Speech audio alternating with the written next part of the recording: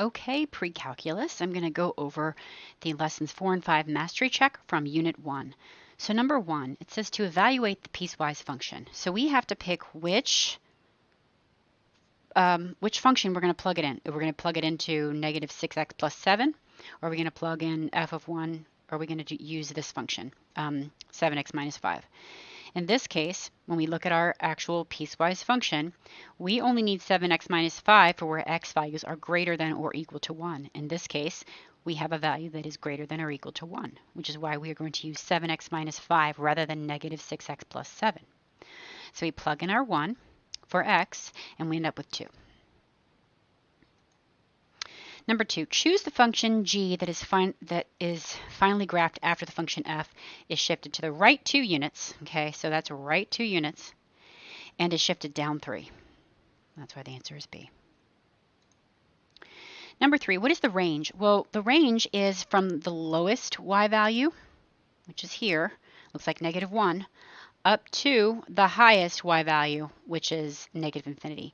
We don't have to worry about these holes or what's going on in the graph over here, because every single point over here, no matter what we choose for x, we're going to find a y value. So that's why the answer is, and I think it's cut off at the bottom here, it's fine. Hard bracket around negative 1 to infinity. Number 4, choose the graph, the correct graph. All right, so I look at the first part, x plus 4. And I look at the first graph and notice that this equation is got a y-intercept of 5. So I crossed that one off right away. Then I went to the second part. So f of x or y equals negative 9. Well, the only 2 points that I see where f of x equals negative 9 are on these 2 graphs here at x equals 3, right? Those are closed circles or closed dots, and the other 2 are open there, see? So, and since we know it's not A, it has to be C, but let's just move on and look at the last part and make sure it's correct, okay?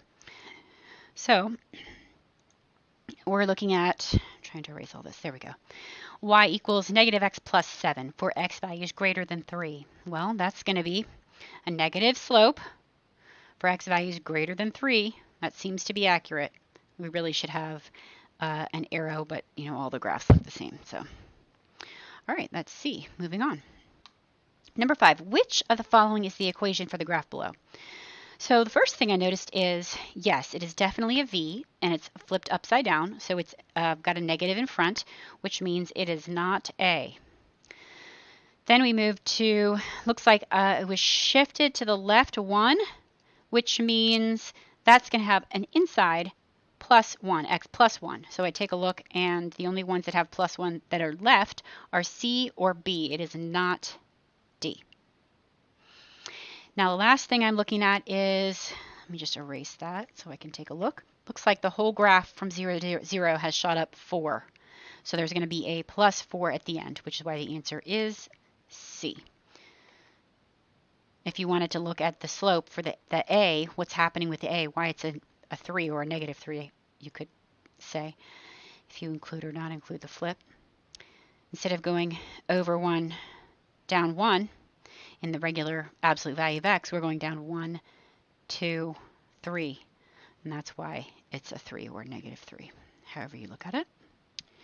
Number 6, which of the following transformations is required to graph the square root of negative x minus 6? Well, first thing you want to do is take a look at what that means.